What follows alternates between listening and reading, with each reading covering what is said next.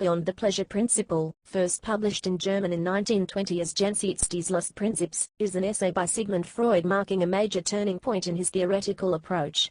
Previously, Freud attributed most human behavior to the sexual instinct, Eros or libido. With this essay, Freud went beyond the simple pleasure principle, developing his theory of drives with the addition of the death drive or drives, Todestrieb, often referred to as thanatos. Importance edit.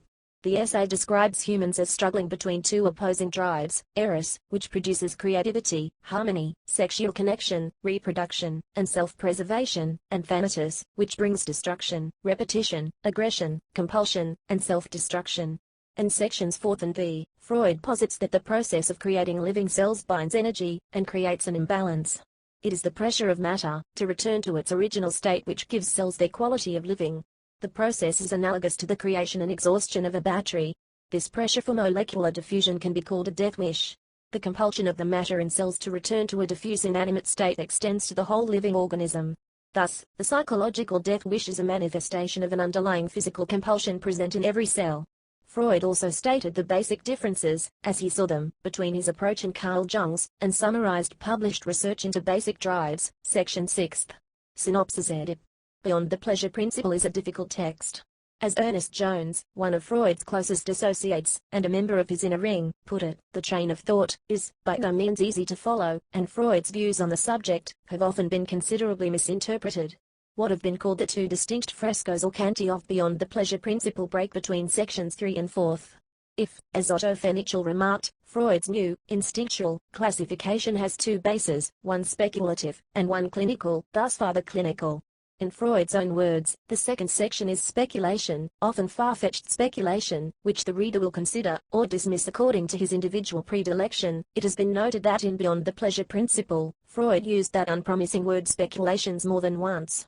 Clinical evidence, sections 8 ed. Freud begins with a commonplace then unchallenged in psychoanalytic theory: the course of mental events is automatically regulated by the pleasure principle, a strong tendency toward the pleasure principle. After considering the inevitable presence of unpleasant experiences in the life of the mind, he concludes the book's first section to the effect that the presence of such unpleasant experiences does not contradict the dominance of the pleasure principle, does not seem to necessitate any far-reaching limitation of the pleasure principle. Exceptions to the pleasure principle edit.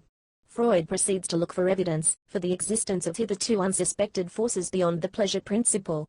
He found exceptions to the universal power of the pleasure principle situations, with which the pleasure principle cannot cope adequately in four main areas: children's games, as exemplified in his grandson's famous Fort Dad game, the recurrent dreams of war neurotics, the pattern of self-injuring behavior that can be traced through the lives of certain people, fate neurosis, the tendency of many patients in psychoanalysis to act out over and over again unpleasant experiences of their childhood.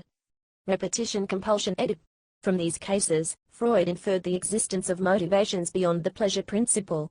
Freud already felt in 1919 that he could safely postulate the principle of a repetition compulsion in the unconscious mind, based upon instinctual activity, and probably inherent in the very nature of the instincts, a principle powerful enough to overrule the pleasure principle.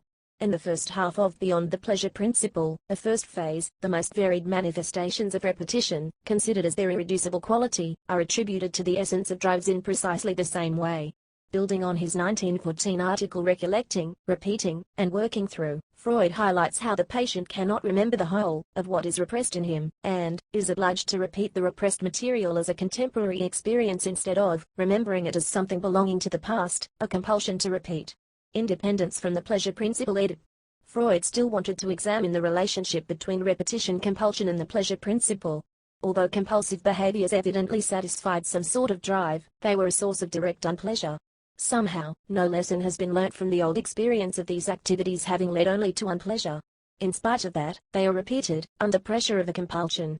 Also noting repetitions in the lives of normal people who appeared to be pursued by a malignant fate, or possessed by some demonic power, Freud concludes that the human psyche includes a compulsion to repeat that is independent of the pleasure principle. Speculation, sections 4th-7th, ed.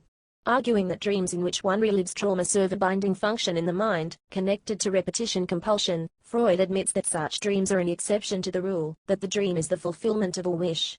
asserting that the first task of the mind is to bind excitations to prevent trauma, so that the pleasure principle does not begin to dominate mental activities until the excitations are bound. He reiterates the clinical fact that for a person in analysis, the compulsion to repeat the events of his childhood and the transference evidently disregards the pleasure principle in every way. Biological basis for repetition compulsion. Freud begins to look for analogies repetition compulsion in the essentially conservative feature of instinctual life. The lower we go in the animal scale, the more stereotyped does instinctual behavior appear. Thereafter a leap in the text can be noticed when Freud places the compulsion to repeat on an equal footing with an urge to restore an earlier state of things ultimately that of the original inorganic condition. Declaring that the aim of life is death and inanimate things existed before living ones, Freud interprets an organism's drive to avoid danger only as a way of avoiding a short circuit to death. The organism seeks to die in its own way. He thus found his way to his celebrated concept of the death instinct. Thereupon, Freud plunged into the thickets of speculative modern biology, even into philosophy, in search of corroborative evidence, looking to arguments of every kind, frequently borrowed from fields outside of psychoanalytic practice, calling to the rescue biology, philosophy, and mythology. He turned to pre-war experiments on protozoa, of perhaps questionable relevance, even if it is not the case that his interpretation of the experiments on the successive generations of protozoa contains a fatal flaw. The most that can perhaps be said is that Freud did not find any biological argument which contradicts his dualistic conception of instinctual life, but at the same time, as Jones, 1957, points out, no biological observation can be found to support the idea of a death instinct, one which contradicts all biological principles. Either. Masochism as clinical manifestation.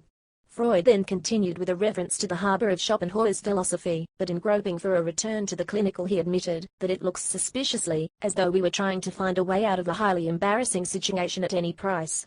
Freud eventually decided that he could find a clinical manifestation of the death instinct in the phenomenon of masochism, hitherto regarded as secondary to sadism, and suggested that there could be a primary masochism, a self-injuring tendency which would be an indication of the death instinct.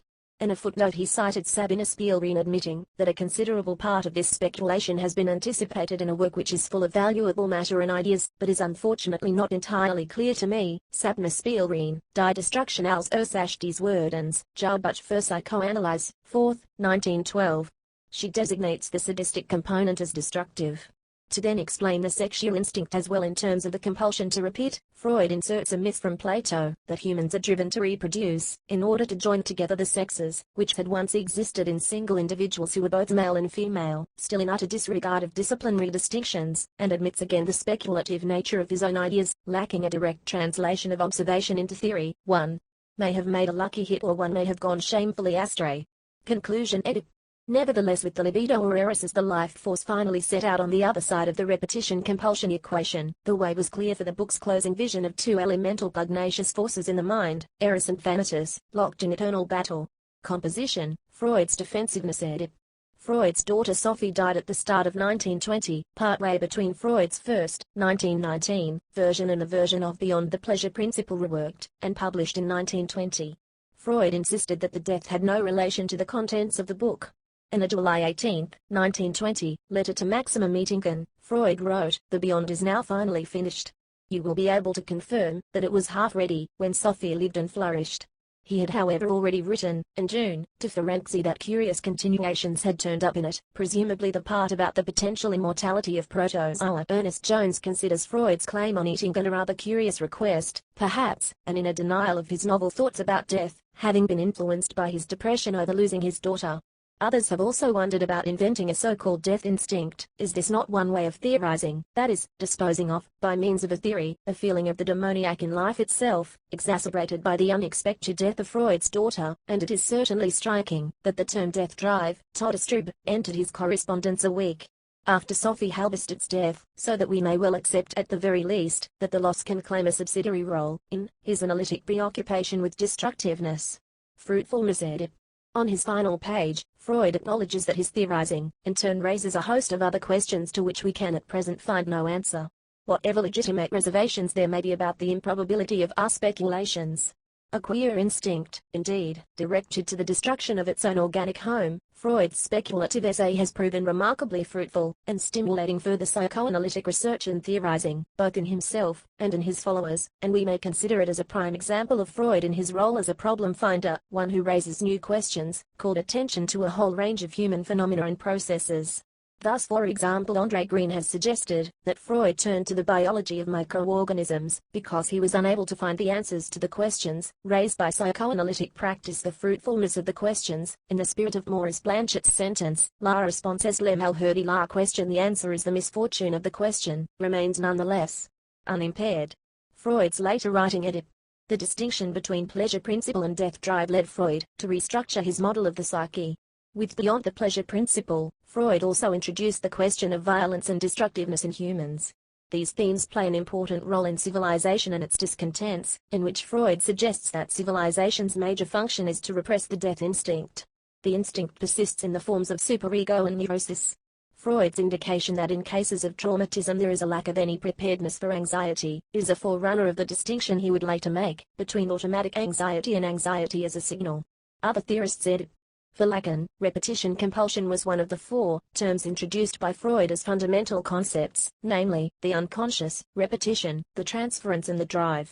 Eric Berne adapts the way Freud speaks of the repetition compulsion and the destiny compulsion, to apply them to the entire life courses of normals and neurotics alike. Both Melanie Klein and Lacan were to adopt versions of the death drive in their own theoretical constructs. Klein's concept of the death drive differs from Freud's, but there is an ever-increasing reference to the death drive as a given cause of mental development in her works. Lacan for his part considered that the death drive is only the mask of the symbolic order, and so far as it has not been realized, adding modestly of Beyond the Pleasure Principle, either it makes not the least bit of sense, or it is exactly the sense I say it has. Critical reception. Edit. Beyond the Pleasure Principle may be Freud's most controversial text. Jacques Lacan, a self-styled Freudian, called it this extraordinary text of Freud's, unbelievably ambiguous, almost confused. One of Freud's most sympathetic biographers wrote that Beyond the Pleasure Principle is a difficult text. The reassuring intimacy with clinical experience that marks most of Freud's papers, even at their most theoretical, seems faint here, almost absent. He went on to quote Freud's personal physician, Maximum Schur, whom no one can accuse of reading Freud unsympathetically, said flatly, "We can only assume that Freud's conclusions are an example of ad hoc reasoning to prove a profound hypothesis." Throughout Beyond the Pleasure Principle, Ernest Jones concluded that this book is further noteworthy in being the only one of Freud's which has received little acceptance on the part of his followers. Many of Freud's colleagues and students rejected the theories proposed in Beyond the Pleasure Principle, because the idea of an instinct towards death seemed strange, because the